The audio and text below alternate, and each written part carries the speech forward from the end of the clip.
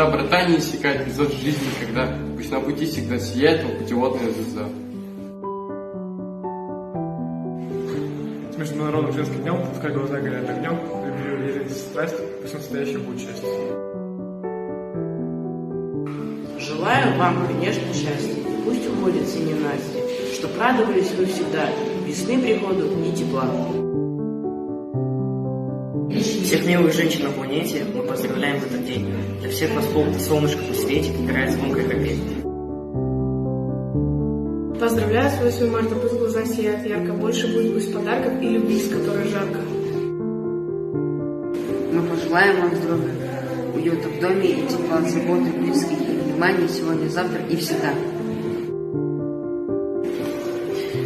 Дорогие учителя, с наступающим вас 8 марта, желаю